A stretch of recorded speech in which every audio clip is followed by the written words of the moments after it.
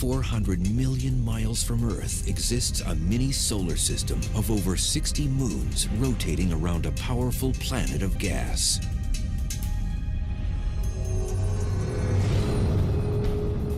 Its flowing colors and spots hold strange beauty, but contain violent storms and jet streams. Could this big, bright ball of weather have been the Star of Bethlehem? Could one of its moons harbor life beneath its icy crust? We expect that branches of life will exist on Europa, just simply because water is the key feature. I want to go ice fishing on Europa.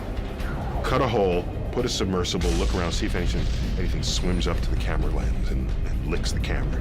That's what I want to do. And does our own planet owe its survival to this massive cosmic magnet? Jupiter, the giant planet.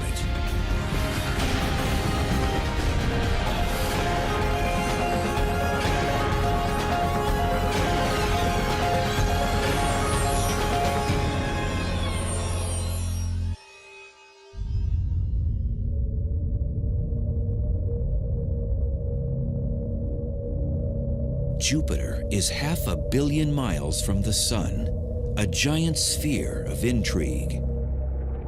This churning ball of gas may look like an artist's rendering, but it's the real thing.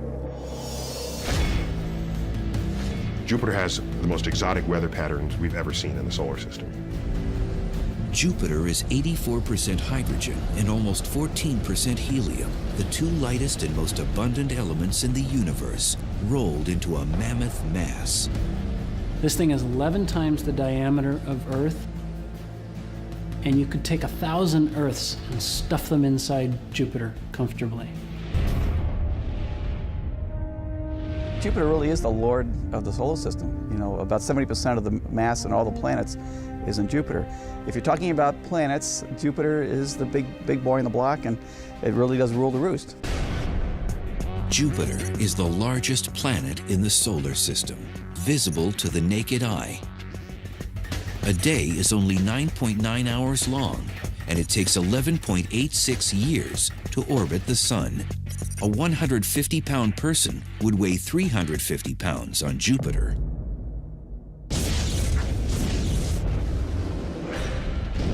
There are thunderclouds made of ammonia, sulfur, and water. Exploring Jupiter would be NASA's most daring mission to date. It's a hostile place with temperature extremes from frigid to fiery. Its electromagnetic radiation is intense. It could kill a traveler to the planet in an instant.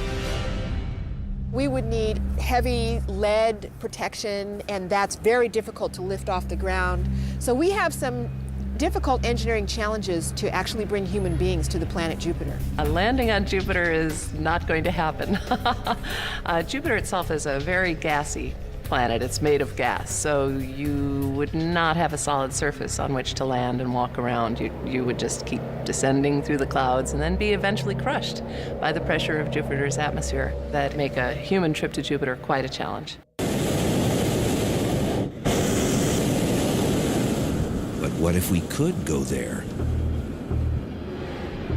Dr. Andrew Ingersoll is an authority on the planet. He takes us for a ride.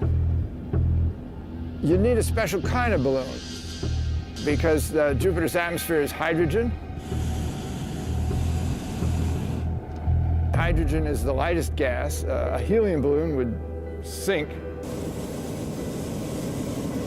So the only thing that'll float in a cold hydrogen atmosphere is hot hydrogen.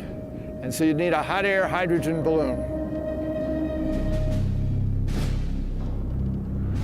For the past 10 years, NASA has been developing ultra-long duration balloons for robotic exploration. And as we all know, heating hydrogen is a tricky thing.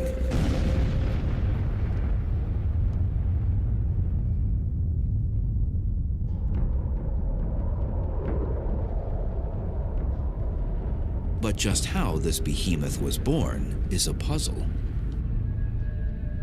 The formation of Jupiter is the greatest mystery associated with the planet. Some believe Jupiter may have been a failed star. Like the Sun, it had the right ingredients, hydrogen and helium, but not enough mass to create the internal pressure and temperature necessary to have nuclear fusion. So it became a planet instead. The thought is that there was this cloud in the galaxy that had the same composition as the Sun. And it collapsed under its own gravity, and some stuff was left behind, and that stuff became the planets. And the majority of that stuff became Jupiter, and the rest of course, went into the Sun, and then there were a couple little tiny leftovers like Earth. Jupiter's spinning gases attracted like elements, and over time grew bigger and bigger in the process.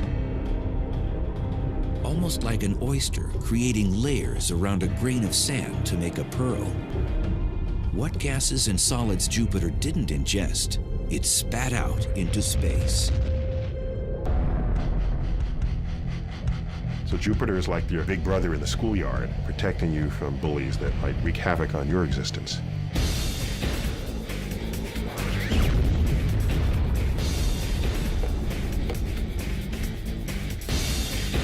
I tend to think of it as more of the cosmic frisbee guy.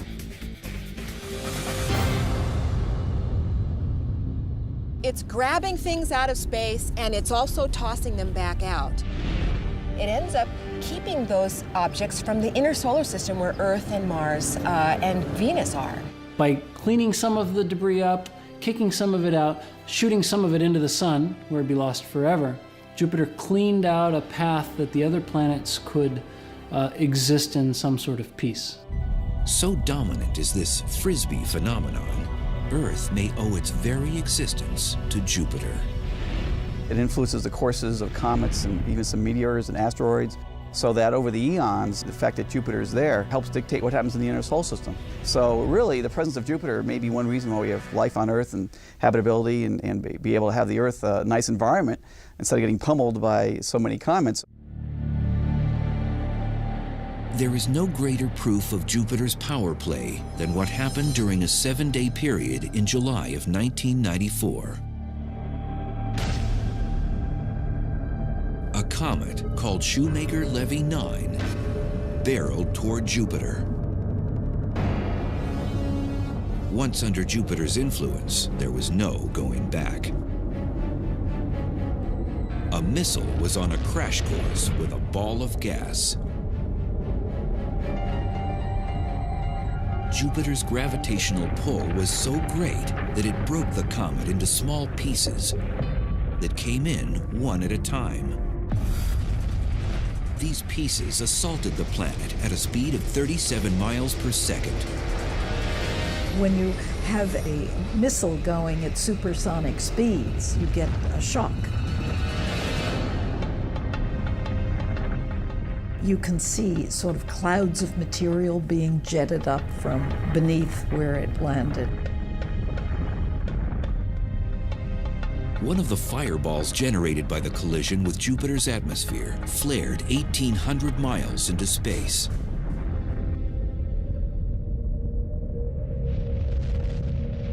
Had Earth been in the projectile's sights, the effects of such a smash-up would have been catastrophic, to say the least.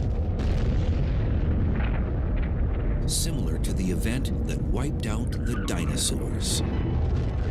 The energies that were released in those fragments hitting was larger than, on the order of 10 or 20 times more powerful than the entire world arsenal of bombs. Take Jupiter out of the picture, bring this giant comet into the inner solar system. Where would it have gone? We have no idea. Might have crashed into Earth.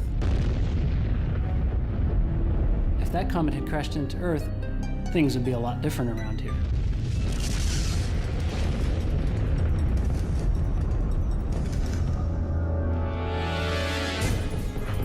The experts believe that comet strikes on Jupiter may be 8,000 times more frequent than those on Earth, thanks to the Frisbee effect. But it cuts both ways because Jupiter has no value system. When it sees an errant comet, it may attract it and swallow it up, but where it flings it is anyone's guess. And so errant comets can be flung in towards Earth, they can be flung into the sun, and they can be flung out of the solar system. There's a reason the planet rejects some of the space junk heading its way. Jupiter, being the biggest object in the solar system, has the most gravity. And so other objects, little fleas that have their own trajectory flying by, are bent from where it would be towards Jupiter, and usually with an acceleration. And that acceleration can cause it sometimes to just be ejected completely. No earthly frisbee thrower can match Jupiter's flinging force.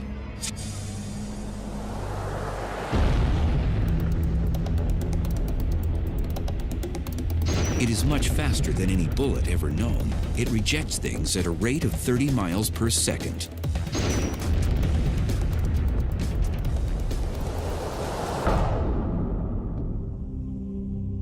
Jupiter's wonders are hard to fathom.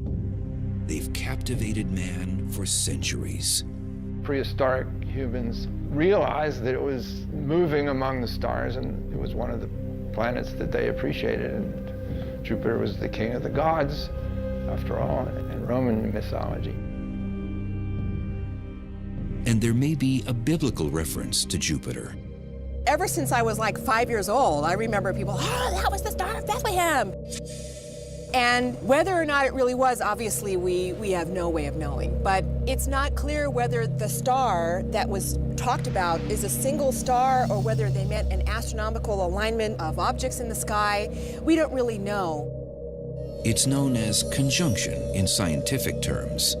According to researchers, Jupiter and Venus did appear as one large star-like object in August 3 BC and would have been visible in the eastern night sky. But it was Galileo, the father of modern astronomy, who made the first recorded sighting of the Jupiter system.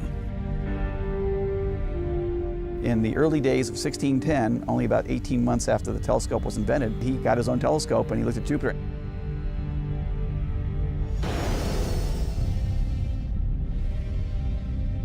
In 1665, Jupiter's most fascinating feature was discovered. Its giant red eye was actually the eye of an enormous storm, unlike any experienced on Earth. This one has raged for at least 300 years.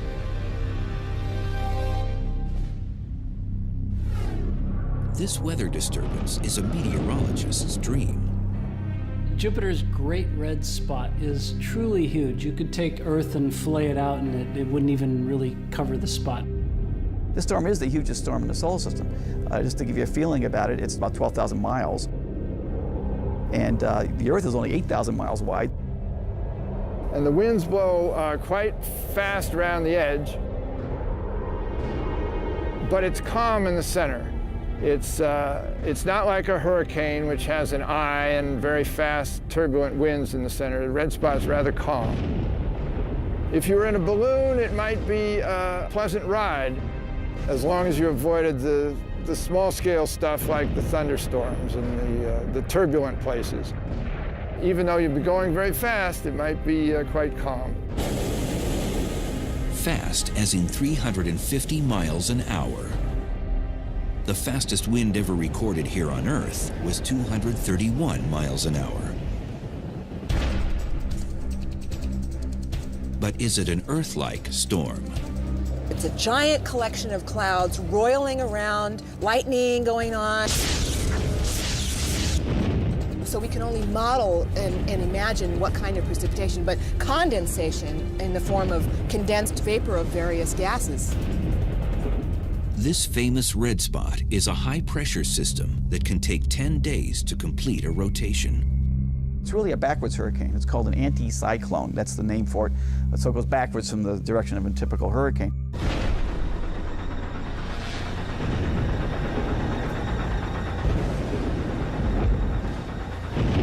That's not the only curious thing. Hurricanes as we know them need water in order to form.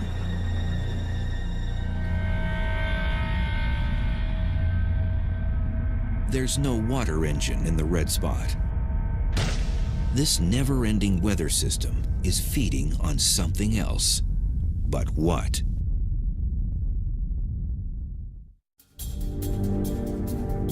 Jupiter's Great Red Spot is something like a non-stop hurricane. It's a colossal storm, complete with violent wind and lightning. Storm chasers would love to go running after it. Dr. Tim Dowling of the University of Louisville is in the hunt for similar phenomena here on Earth.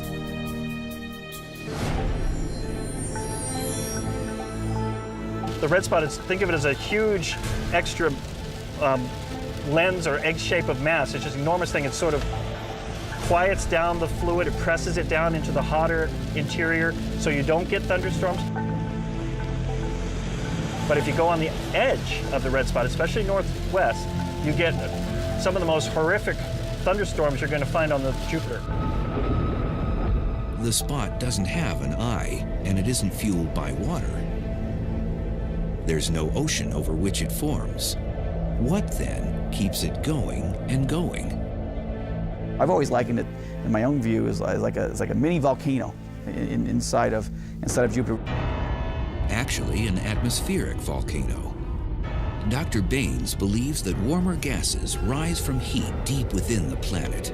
While trying to escape, they create a vortex. So for some reason, I believe there's extra energy right there. But it's just a theory.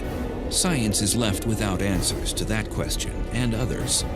Current theories cannot quite explain why the spot is so well formed and why it stays in one place.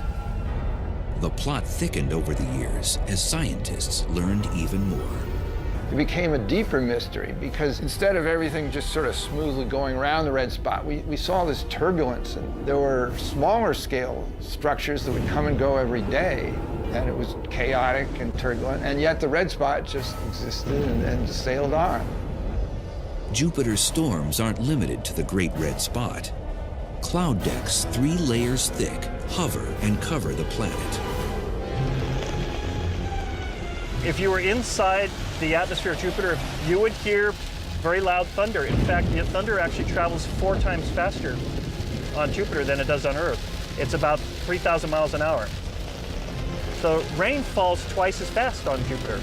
The charge separation that pulls the positive charge to the top of the clouds, the negative charge to the bottom of the clouds, is twice as efficient on Jupiter for that reason alone, because the rain is falling so much faster. Towers of cumulus convection that you see on Jupiter are 3 times taller. They go up 30 miles, whereas on Earth they go up 6 or 7 miles.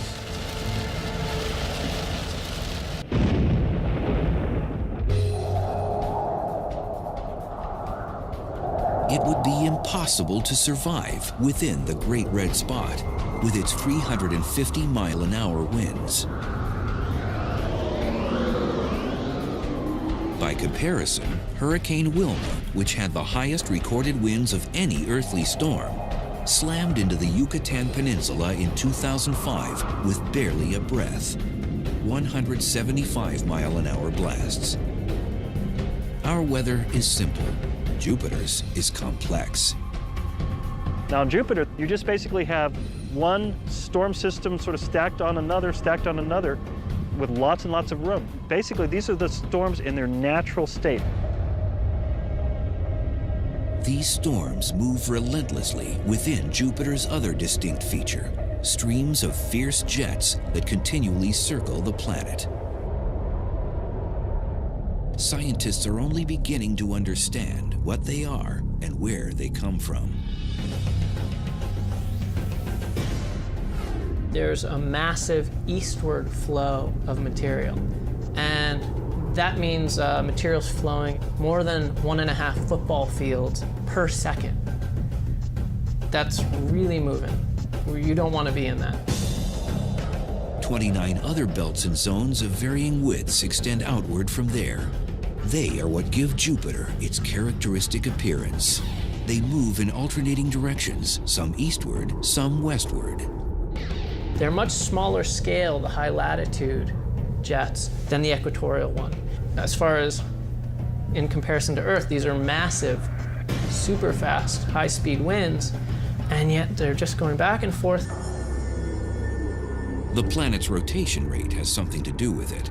Jupiter generates a lot of energy because it really moves. So the very nature of the spinning causes Jupiter to not just have one jet stream, but many jet streams going in opposite directions along the planet. And so you can see these zones. So what you have is an exaggerated version of Earth's basic weather pattern. The spectacular swirls are created in surface clouds where the zones meet. It's believed that the energy ultimately powering this belt phenomenon comes from intense heat deep within. It's not unlike something we see every day. You boil a pot of water on the stove, it'll start bubbling, and bubbles come up from the bottom and try to get out, trying to circulate that water, that currents around. So that's the same thing inside Jupiter. We have gases and liquids down there that are trying to get the heat out. There are basic questions, basic pieces of physics to go after, to explain. Massive jets.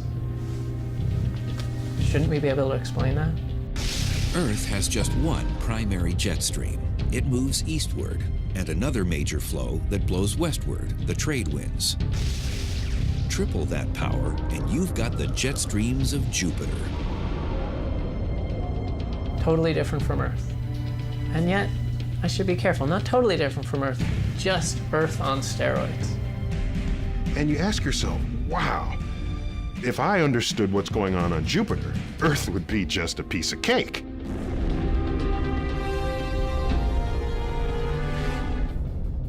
Jupiter's mysteries aren't limited to the planet itself. Some of its most intriguing elements are circling around it. Jupiter's got several dozen moons that are big enough to be seen. It's probably got a lot more that are too small to be seen with current technology, and no doubt in coming years more will be discovered. Some of the moons are almost the size of some planets. So really Jupiter is its own little solar system. Thanks to its incredible gravitational pull, it sucked in asteroids along with other space debris. For the most part, there is order, but there are some erratic moons in orbit around Jupiter. It's managed chaos. You can imagine a bunch of runners in a track in their lanes that each runner stays in. They won't collide. That's kind of how celestial mechanics.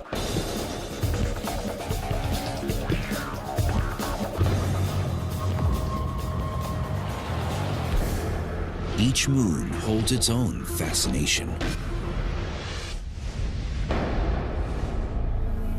4 of Jupiter's prominent moons were discovered by Galileo.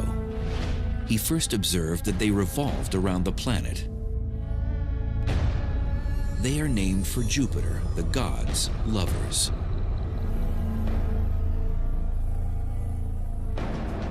The first major moon you come to is Io, which is this very active place with lots of volcanoes.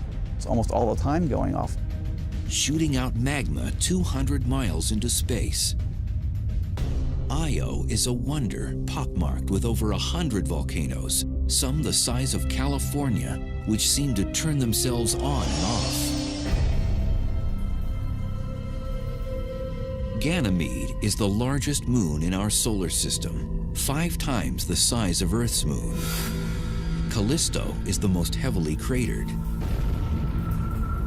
It has clearly taken a beating in its lifetime. Then there's Europa, the ice queen to Jupiter's king. No one knows its makeup for sure. It looks like a cracked egg. It really looks like the whole thing had liquid water on it at some time. It froze and it cracked. And we believe that these patterns are due to tidal forces that crack it.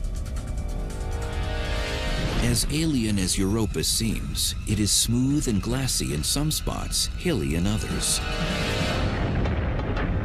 In fact, it is remarkably similar to one of Earth's frozen wonderlands. There is a lake in Antarctica called Lake Vostok that scientists think is an analogy to what we see in Europa. Antarctica has a huge thick ice crust, and underneath there is this liquid lake, and we think that this may be very similar to the water ice underneath the surface that we see on Europa. You go down through that crust, you go through the ice enough, you'll get liquid water. And we are very convinced that there's liquid water down there. It's the only place that we know of besides the Earth which has liquid water in large bodies that have been there, we believe, for more than 1 million or 2 million years. And where there's water, could there be life?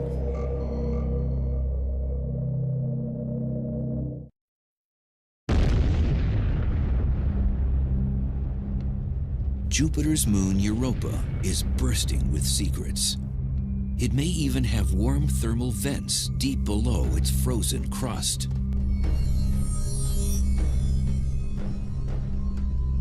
In fact, an immense ocean, bigger than the Pacific Ocean, worth of liquid water down there that's just sitting there for things to happen to.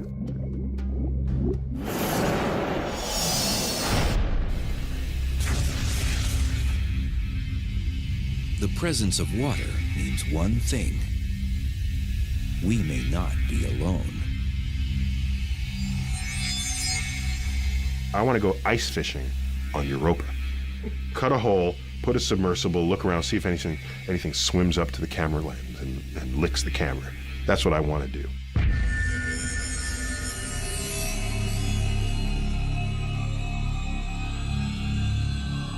One scientist is planning just such a fishing trip.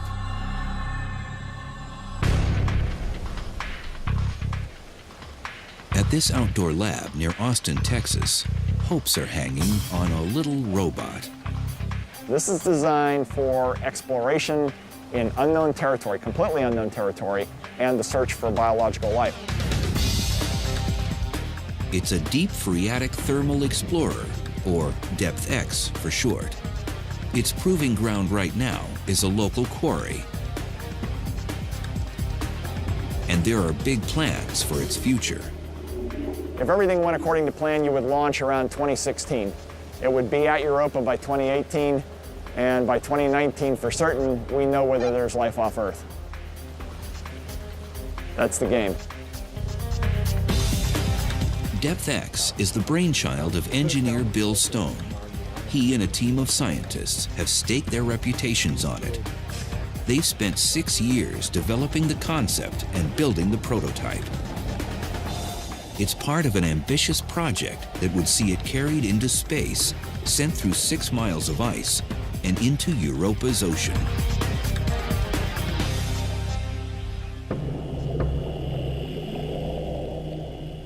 To divide it down into all the various vehicles, you have a parent vehicle which takes you to orbit around the moon Europa.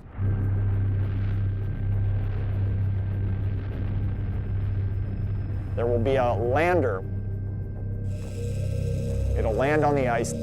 Then there's a second stage of the lander which melts its way through 3 to 5 kilometers of ice cap, and then at that point you kick out the third stage.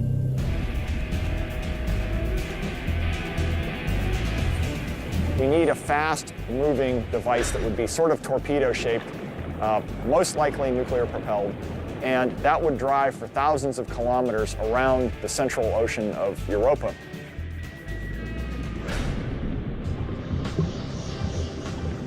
Is that really feasible? NASA thinks so. The space agency is on board with money and its blessing, an investment in the search for life.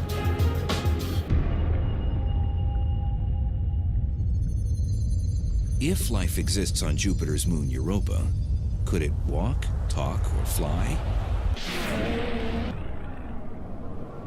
It would be little viruses or, maybe at best bacteria. We would expect only to see primitive life forms, but they might be similar to things that we see on the Earth. We just don't know. Scientists are encouraged by the discovery of strange and hardy life forms found in the most inhospitable places on Earth. Tube worms, for example, survive and thrive in total darkness. Extreme pressure isn't a problem. The creatures were discovered in 1977, several miles below the surface of the Galapagos Rift. They exist in water near superheated thermal vents. It's believed that these very conditions, darkness, high pressure, and hydrothermal vents, are present on Europa. You could have hydrothermal vents kicking up warmth and nutrients down nearer to the core of Europa, and that organisms would have fed off of that material just like they might have in the early Earth. And while tube worms might not be lurking beneath Europa's icy shell, something else could be.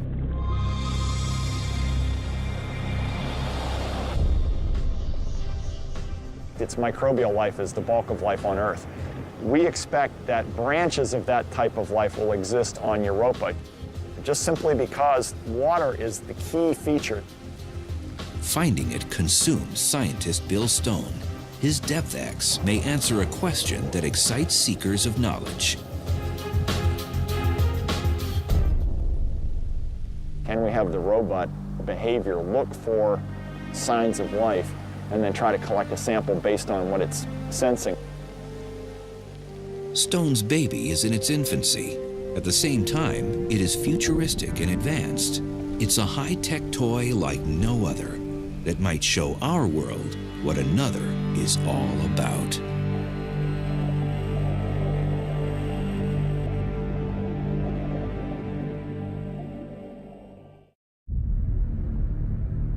Our first contact with extraterrestrial life may be on Jupiter's moon, Europa.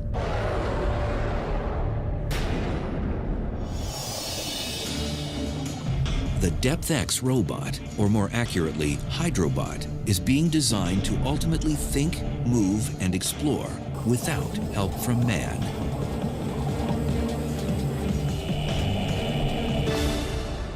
And that is all to be done by the robot itself. We're not going to be guiding it to do that. That's going to be a big step forward in what we would call robot science autonomy. It's a real-life HAL, the star of a new space odyssey. Where it's literally hit a button and let it dive below the surface, and we won't see it again until it tells us what's down there. DepthX will be able to extract and analyze samples on its own as it navigates the ocean. This little tube you see down here will pull in water samples and store them in 1-liter bags. We have 5 of them on board. But before it does that, it actually powers through a series of micro pumps over here on the left and brings it into an onboard microscope. And that microscope will take images of what's in the water down to about 5 microns. So we can see most of the typical types of microbial life from 5 to 200 microns on screen. The robot will use that to discriminate to determine if there's life and then grab a sample. DepthX and its systems must be made smaller to work in space. And it still must pass trials under ice flows. We are testing this in Antarctica to make sure it all works totally under ice.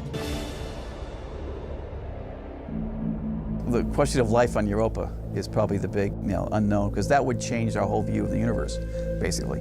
I mean, if this little moon sitting out there in this hostile environment of Jupiter can have life form on it, that means that probably tells us that life is almost everywhere. The science is there. I mean, I think searching for life is one of the most compelling things that we can do as not only as scientists, but as a race, as human beings. It's a giant leap, and not just for mankind. No, for robot kind.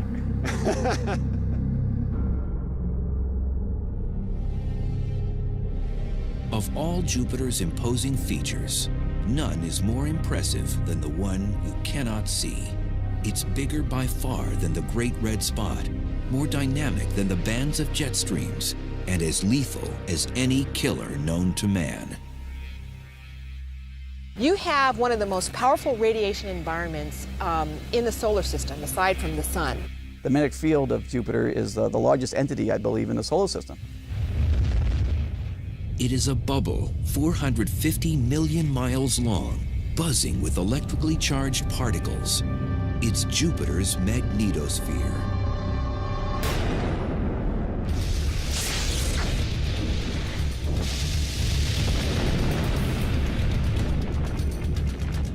The sun's sitting here putting out the solar wind. And the solar wind is charged particles of protons and electrons. These particles flow along at 1 million miles an hour. And Jupiter basically captures these protons, electrons, all these charged particles like electrical currents, and it has it then in space circling around Jupiter. No word in the English language accurately conveys the enormity of this phenomenon. The magnetosphere of Jupiter is the biggest object in the solar system. It's a lot bigger than the sun.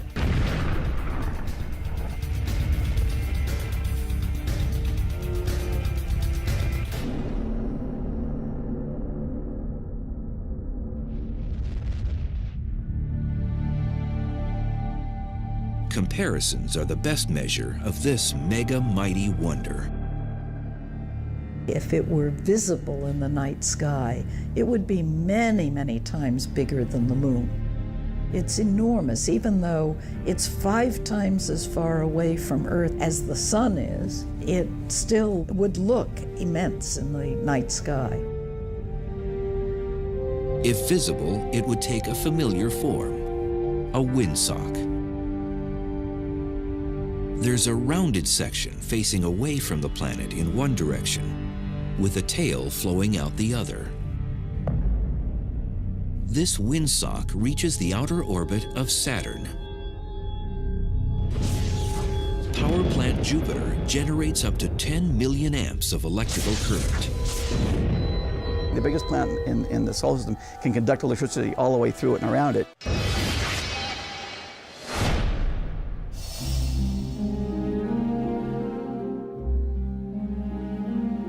This conductivity creates a phenomenon we can see when the excited charged particles escape. Jupiter has auroras because when those particles leak in and crash into the upper atmosphere, it glows, and just as Earth has auroras.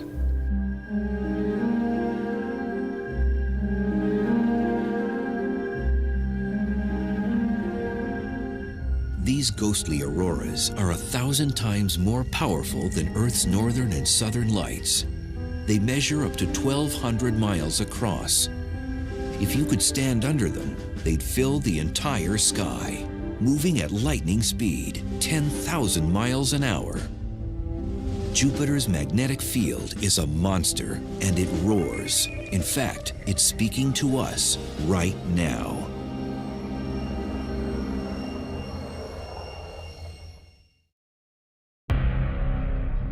Jupiter, the giant of the solar system, has something to say if you're listening. We can hear what we call lion roars because it has this roaring sound. We can hear whistler modes. We can hear hiss and whistles that are going pew, pew, pew. And these are all indications of dynamics, things that are happening in the magnetosphere now. If you find yourself driving on a dark desert highway, your AM radio might just tune in to the strange sounds of Jupiter's magnetosphere.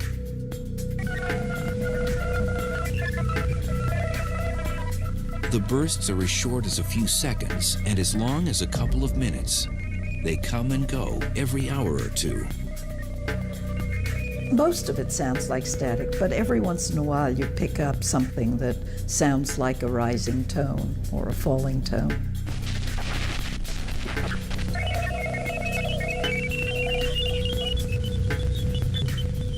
Some listeners have described audio spasms that sound like woodpeckers or waves crashing on the beach. The noise is disturbing.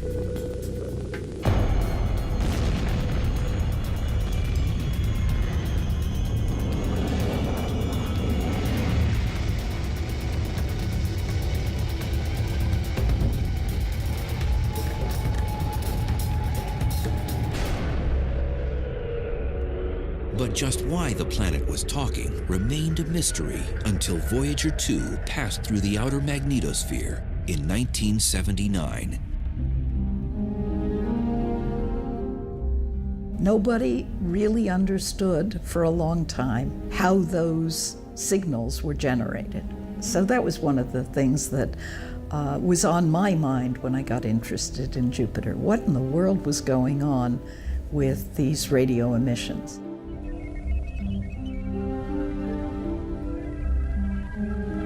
It is one of the few secrets finally surrendered by Jupiter.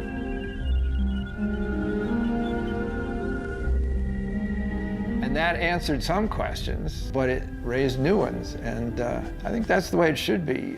If you don't have questions, it gets kind of boring and dull. So I think that the fact that the planets don't give up their secrets easily, or the universe doesn't, that's part of the game. It's what makes it interesting. Jupiter keeps astounding and confounding scientists. One surprise came in 1979 when it was discovered that Jupiter has a ring. It's nothing on the order of Saturn's. Still, it's another feature that fascinates. All of the giant planets have rings, probably left over from when the planets formed. And the moons coagulated out of the gas that was there, and then it could be a failed moon. So Jupiter's ring comes from material being knocked off of one of the interior moons. So it's dust that's collected from material that's coming in from outside moons. The ring is slowly growing as new material flows into it. And there's a whole other side to the planet that remains a mystery. Why do these storm spots keep forming? There's the dark spot, for example. Glimpses of it were first spied in 1997. It appeared to be a huge, ominous cloud, twice the size of Earth, hovering above Jupiter's North Pole. There's a host of other spots, too. There are other sort of smaller cousins that have come and gone. There were 3 ovals about half or a third the size of the red spot. And they sort of occupied the same latitude band in the southern hemisphere. And they'd been around since the 1930s. And amateur astronomers saw them form. And they were around till the late 90s. And 2 of them merged with each other. And then the remaining 2 merged, and now there's 1. And it keeps transforming. It turned red about 6 months ago, and now we're calling it the little red spot because it turned color. Now, why did it turn color is a big question. So there's chemistry going on, or some type of extra dynamics that's going on that just kicked in, and we need to start studying that.